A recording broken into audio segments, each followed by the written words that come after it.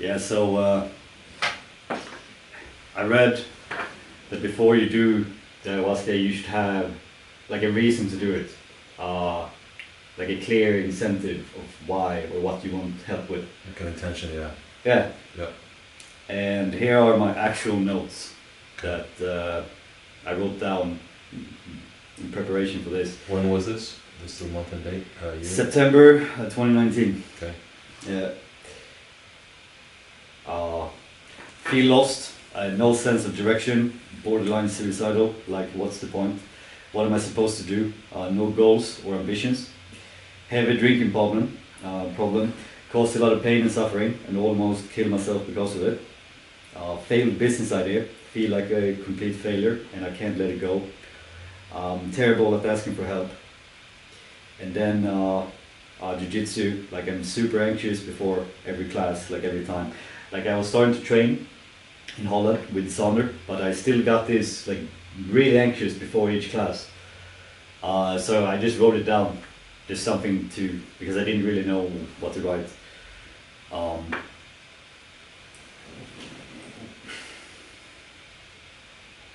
Yeah, and when I got to Holland, like of course everything in my life improved. Like I was surrounded with the guys again. I didn't need to focus on the tattoo shit. I could just leave that and I could build this new business and I was making money. I didn't need to worry about that. But it felt like all of a sudden like I was planning to go this way, and then in very short time now I was over here and on a new ship. Okay. And I didn't feel like I was the captain of this ship, of my own destiny in a way. I didn't even know where I was heading. Yeah, so I signed up for that ayahuasca. I even, like it's all in Dutch, by the way, on their website and stuff. And she asks me, like, do you know any Dutch? I'm like, a little bit. I lie. Boterham. Yeah, what? Isn't that like Yeah, sandwich? Boterham? Yeah, it could be true. My Dutch is so bad, so I don't even know that. Ik wil het. Perfect.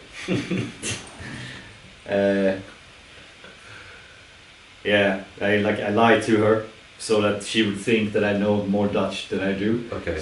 Just so you wouldn't get denied, maybe? Exactly. Okay. Like I can't get denied on this. You've already been to jiu-jitsu class in Hungary with the Hungarian. Like, I can figure that. I can... Yeah, but it's like this. I know, like you take a drug and then you get high, you go on a journey type of thing. I have experience in that. Like, I don't think you understand like who you're dealing with here. It's like that was my reasoning. Like you're telling me I'm gonna go and take like a normal dose in a safe space with someone to look over me. It's like, yeah, I'm not too worried about this. Fuck, that's so funny. Yeah. Yeah, and I had a feeling like she would deny me if I wasn't speaking Dutch. Okay. That's the feeling that I got, and there was just no way. I had to do it there, and yeah, so I sign up and I go there. It's a little bit in the middle of nowhere. Like I have to travel to this station, take the train, and then bus over here. It took like a few hours to get there, and eventually she picks me up with the car, takes me over to this house. And in the preparation for this, you should have brought with you like a white clothing for some reason, and also like a blanket. Okay.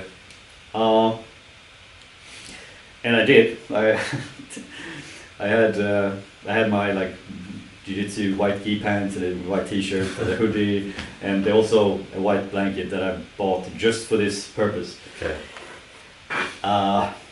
We go in there, we say hello, like drink some tea, and they basically give the instructions, but it's all in Dutch. I have no idea what they're saying, but I watched some YouTube videos before and had it sort of explained to me, but still I'm not worried. like this can't be that bad. Uh, yeah, we all have our mattresses there, and yeah, we start drinking the tea, or first we drink something that would block it, like in the stomach, so that it would, when you drink the ayahuasca, then it would pass up to the brain, where you can. Did I explain that well? No, I don't understand. Okay, when we did like here or in Mexico, for example, then you just had like one drink. Yeah. It was basically mixed together. But here you drank. First you drank something to block the stomach from taking it up. Like okay. Because otherwise, if you drink it, then nothing happens. Oh, okay. Yeah. So Yeah. like in the jungle, if I'm understanding correctly, they mix one plant with another plant, which allows it to take effect. Yeah, I think so. So you took one of them first, and then the second one. Okay. Yeah. All right. Yeah, exactly. Yeah, we drink that, and I don't really know what to expect. I laid on mattress, and 20-30 minutes later, I mean, one thing about the ayahuasca that everyone says is like it's very likely that you're gonna puke. Maybe when you need to go take a shit. Or both. Yeah, or both. It depends on the person and the situation, and how well, like what you've been eating up to this point, because you should have been following like a diet type of thing, or yeah, that's what we did. Yeah, all of a sudden, like I'm laying there on the mattress, and I started to feel really good, like safe, comfortable, and like warm, and like everything was good. And then, yeah, I started to get this voice inside my head. Now I am communicating with Mother Ayahuasca, like the plant medicine. And it's a bit weird, because she already knows everything about you. Like everything you've done, everything you didn't do, everything you should have done, everything you shouldn't have done. So you can sort of go straight to the point. Like you don't need to explain why you're there or what you've done in the past, because she already knows everything. It's really weird. But the first thing she says is like, "Did you know you're a good person?" And I'm a bit stunned. Like I don't really know why she's saying this. It's like, yeah, you should really give yourself a pat on the back. You've done some amazing things.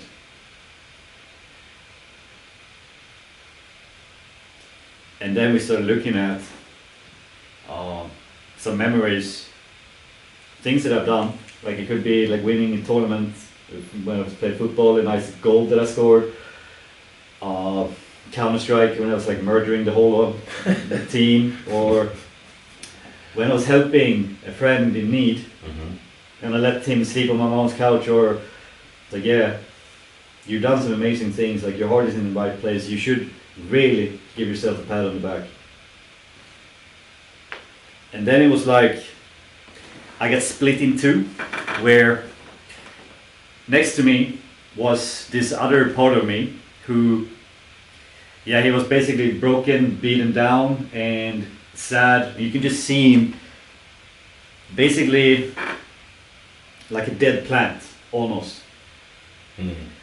And when she said, yeah, you should really give yourself a pat on the back, like, I've never done this, or I mean years since I did. Like what would usually happen is, well, let's say it's Monday, and I tell myself like, I'm not supposed to drink this weekend. Yeah. And then Friday comes along, I'm bored, and then next thing I know I'm drinking. I wake up Saturday. Now, yeah, I'm feeling like shit because of the hangover, but I'm also kicking myself, like, yeah, you dumb motherfucker, well you shouldn't, I told you, but you still drank, like you fucking idiot, like you're worthless, you can't even do this. So I would kick myself, and I would never stop, making myself feel worse, really. Yeah. Yeah, and I'm sitting there, and this other person is just broken and beaten down. And when I say, it's like, yeah, that was actually pretty cool. Like I look at some of the memories that I've done, well, that was pretty fucking cool. This thing started to get better. he started to shine up a little bit. And for every compliment that I made myself, it was like I was giving him life. Huh.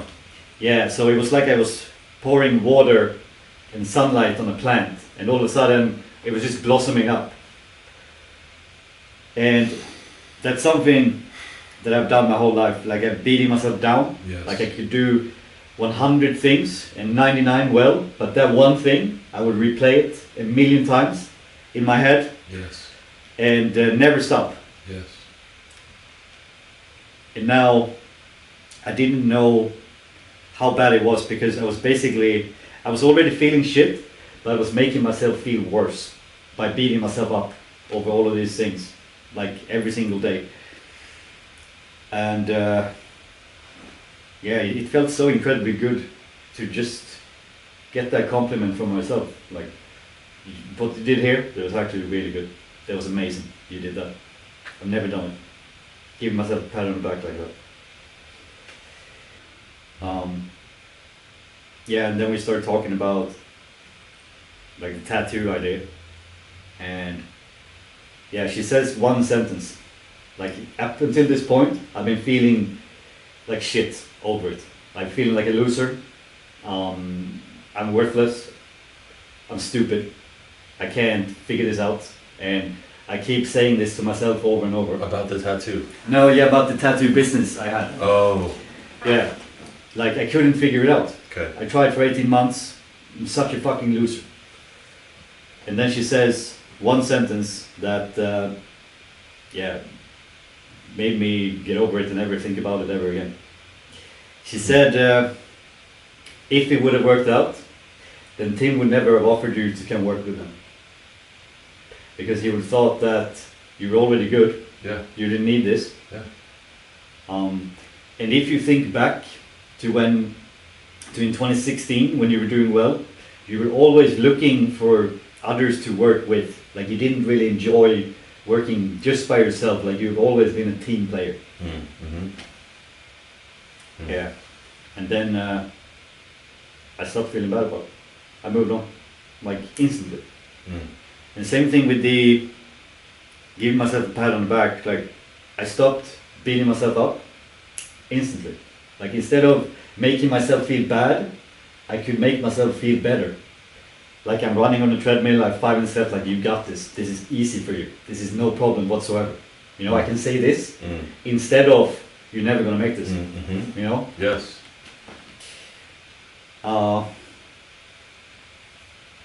Yeah, and then we start talking about like the jiu-jitsu is one thing.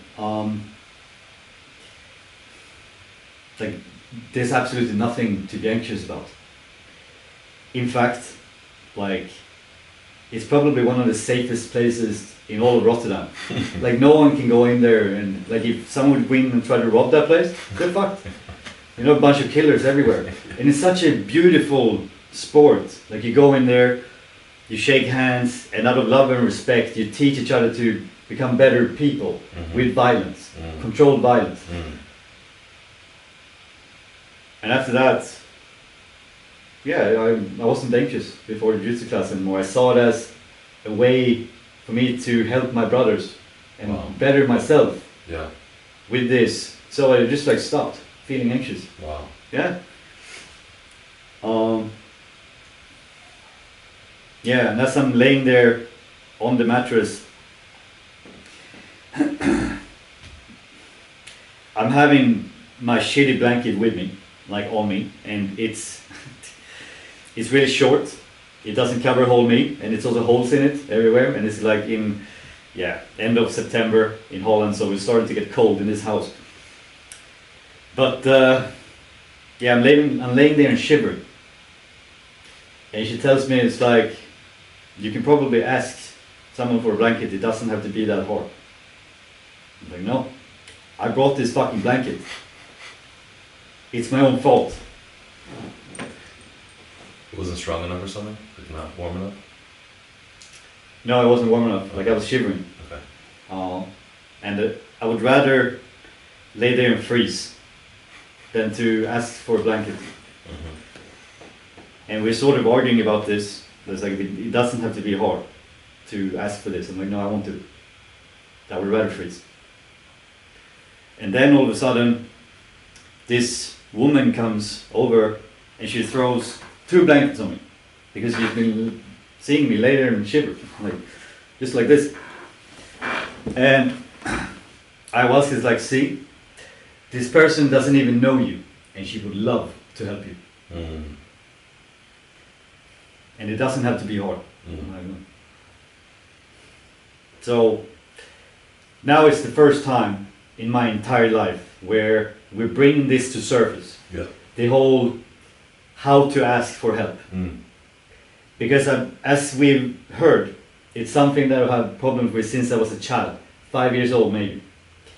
And now I'm laying there, I can't ask for a blanket and I'm shivering, like I would rather freeze. And she tells me, like, you don't always have to be such a tyrant to yourself. And now we start practicing asking for help. But asking for a blanket when I was freezing was too hard. I wouldn't do it. Sure. Like, I would rather freeze, which is really fucked up. Yeah. And I would rather die in a hostel, in a shitty hostel, than go to the hospital. I would rather, Stand there with your fingers in the door. yeah, and I would rather give my friends a thumbs up when I'm dying. Mm-hmm. But this moment now we start to practice it. Mm. And the first thing we do is, do you think you could ask for a glass of water? Like, yes, I think I can do that. Okay. Can I please have a glass of water? Yes, of course. She comes over with a glass of water. I'm like, see, it doesn't have to be hard. Mm. Do you think, that was amazing. Okay, another one. Do you think you could get a piece of mandarin, like a small fruit? It's like, yeah, I think you can do that. Can I have a small fruit, a mandarin, please? It's like, yeah, yes, of course. Comes over. That was amazing. Mm. Great job. Mm. You see, it doesn't have to be hard. Mm. Like, you have people who love you, who would do anything for you if you just let them. And it doesn't have to be hard. And that was like, And I have a clip where Jordan Peterson is helping a guy to get over his fear of needles. Oh yeah. Yeah, I'll show it to you later, but I'll cut it in here somewhere because this is essentially exactly what we're doing. Exposure therapy, like Yeah, could be true. I don't know if that's the exact word for it. slow exposure to the thing. Mm-hmm. Yeah, Control. building it up. Yeah. Strengthening those like neural connections in the brain. Because if you cannot ask for help when you're dying, when you're in that shitty hostel, when you're freezing, when you've pinched your hand in the door, then something is wrong. Mm-hmm. And now it's the first time we're trying to fix it. And we're starting at the lowest level, like Wow. asking for water, Yeah. asking for a fruit. Mm-hmm. And this was the beginning with this. And now I guess it's 2 years later. I still hate it. Like, I prefer to fix it on my own, Yeah. you know? Yeah. But it has, I can't even, it's like 2 different people, almost. Because when I came out from that ayahuasca, I couldn't unlearn any of this.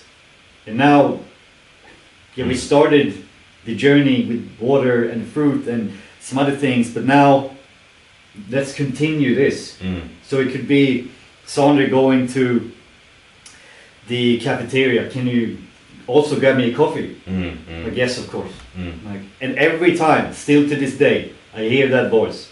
See, it doesn't have to be hard. Mm. Yeah, that was incredible. And then 2 other things there was, first of all, the depression that I've had. She said, you've always been like a very goal-oriented person, like you need a reason to wake up in the morning. And right now you don't have it. Mm. how about you set a goal for yourself? Like, immerse yourself in jiu-jitsu and then maybe compete. So you have something. Or you play poker and you compete in a tournament or something. Just something to look forward to, because many dark periods of your entire life has been where you're just drifting. Like, you don't have an exact destination you're heading to. And you need that. You need to have, you need to know where you're going. So now when I was in Holland, I didn't know where this new ship, where it was taking me, and that was making me even worse, because I didn't feel like I was the captain of this. Yeah. So she told me that you focus on setting some new goals, like competing in jiu-jitsu, which I later did.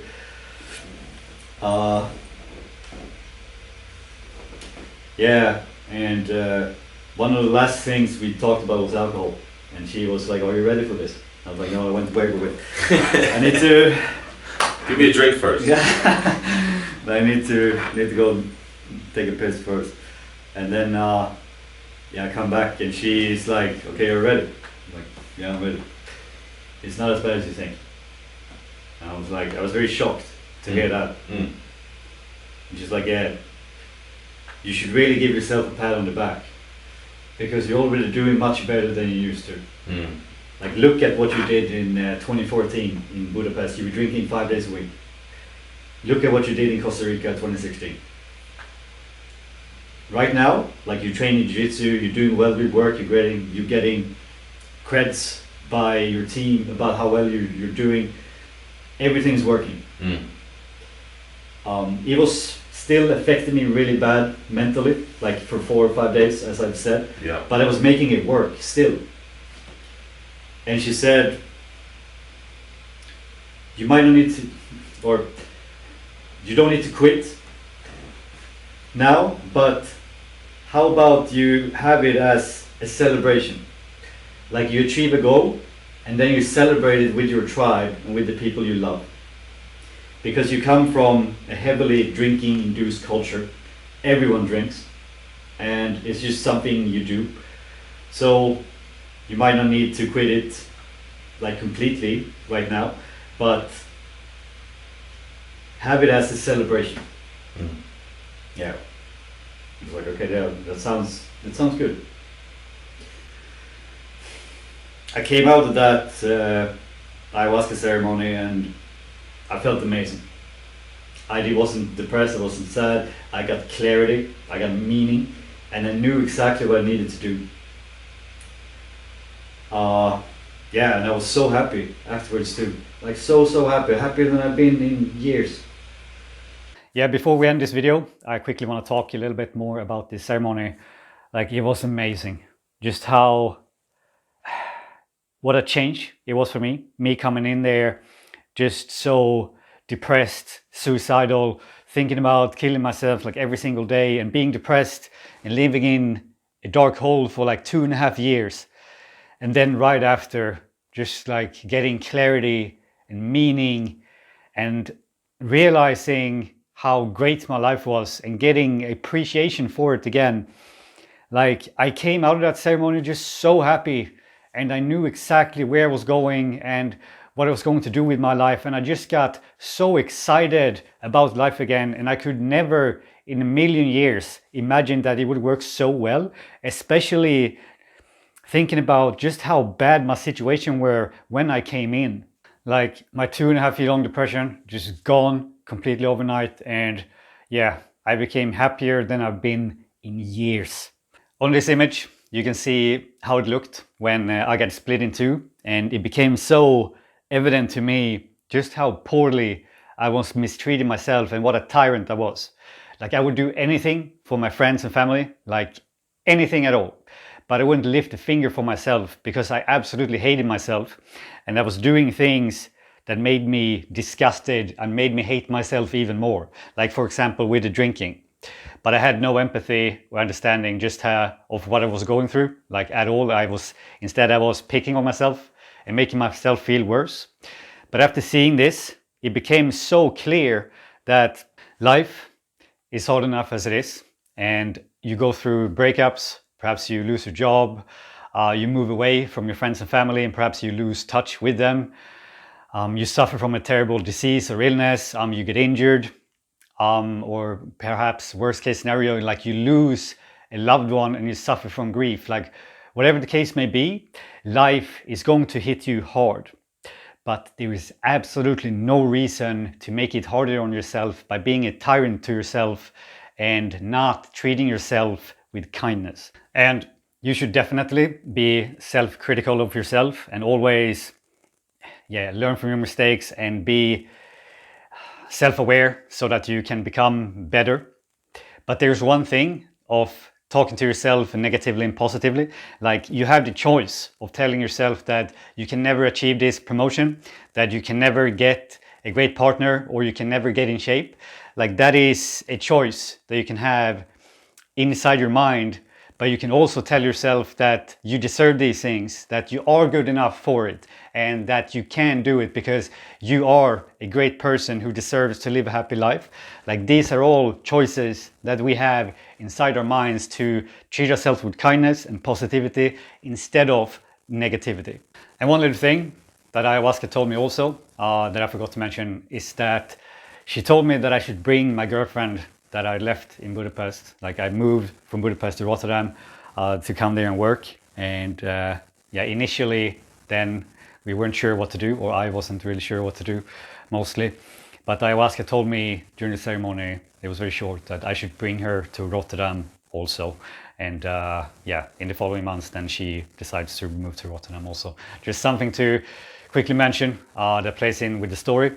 But I also mentioned in the clip with Alex that when I started practicing asking for help during the ceremony, that it was similar to something that Jordan Peterson had done when he cured a client's fear of needles. So before we end this video, on this episode, then we're going to take a look from a clip with him when he's describing this in detail. So one of the things that happens if you're treating someone who has a phobia, say like agoraphobia, so they become afraid of virtually everything.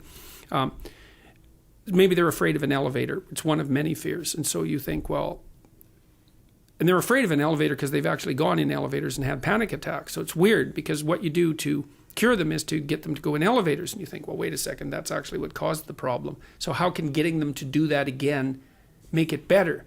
And the answer is because they've gone in elevators their whole life, right? And yet they still become terrified. So how can getting them to go in an elevator cure them? For a long time, people thought, well, you get them to relax while they were in the elevator, and the pairing of the relaxation with being in the elevator taught them to not be afraid. That was the first theory. But then people learned that no, you could just get them to go in the elevator without having them relax, and it also worked. And eventually psychologists sorted this out, and what they figured out was that voluntarily encountering something you're afraid of is not the same thing as running from it. Like it's seriously not the same thing. So you say to the person, okay, you're afraid of the elevator. Can you go look at an elevator? And they usually say yes. And maybe they're so terrified because they're so far gone in their illness that they can't. You say, well, how about we look at a bunch of pictures of elevators? And it's like virtually everyone can do that. So we say, let's look at pictures of elevators till you're bored. That actually doesn't take very long because it's actually quite boring. So then the next thing would be, well, let's go. You have to have the person trust you. And so the rule is, look, we're going to do some things that are going to push you, like competition. Right. But you can stop whenever you want, and we're not going to push you any farther than is good for you. And I'll stop anytime you want. I often practice with my clients, like I taught one client a while back to not be afraid of needles. And he was afraid of needles. And I'll tell you what that meant. He had dental surgery with no anesthesia. Oh. Right. Okay, so that gives you some level of what it's like to be afraid. It's like, I'll do the dental surgery, but you're not putting that needle in there. It's really? Wow. It's like, I'm no needles. So I taught him how to not be afraid of needles, and it didn't take very long. But the first thing I did is I told him I was going to bring a needle into the office. And that was all I told him the first week is next week I'm going to bring a needle in here and I'm going to keep it sheathed. And it's going to be sitting on a shelf, and that's where I'm going to put it. And when you come in here, you can look at it. And if you want me to put it away, then I'll put it away. It's under your control. And then, so he was okay with that. So he came in, I said, there's the needle. I said, you want to look at it? He said, no. He said, but can you? It's like, I'll look at it. So he looked at it. And then he said, look, like, I'm going to pick up the needle. And now what you're going to do is you're going to tell me to put it down. And I'm going to put it down. So I picked it up, and he got nervous, like right away. And he said, will you put that down? I put it down right away. I said, we do that 10 times so that the bottom part of your nervous system actually knows that that's what's going to happen. He said, now, and then the next thing we'll do is we're going to practice you saying you've had enough and leaving the office. So I'd pick up the needle, and he'd say, okay, so now you say you've had enough, I'm leaving. And so he said that, and then I'd let him leave. We did that like 10 times so that he knew that he could just say he'd had enough and leave. So that meant he didn't have to be a prey animal, right? So we were getting him out of that mode. And it didn't take very long until, well, then I could bring the needle close to him. And I say, make sure you watch it. You can't pretend it's not there, right? I'll bring it close to him and touch it, and touch him with the sheathed needle. So we did that a bunch. And then finally, I unsheathed it, and I'd bring it close. And he'd tolerate that or stop me. And then I'd touch him with that. And then the last part of it was that I put it under a piece of paper so he couldn't see it, and then I'd bring it close to him, right? Because that was the unknown, right? You don't know what the hell's going on underneath the piece of paper. But he got to the point where he could go and have a needle. It took him it was very brave of him to do this because, well, what had happened to him is he had a very bad experience with the childhood dentist who held him down. I was about to say, where did this come from? Oh yeah, 6 people held him down to give him a needle. It's like, that wasn't so good. It had some long-term consequences. But see what happened. So when you do that with people, you don't teach them to be less afraid. You teach them to be braver.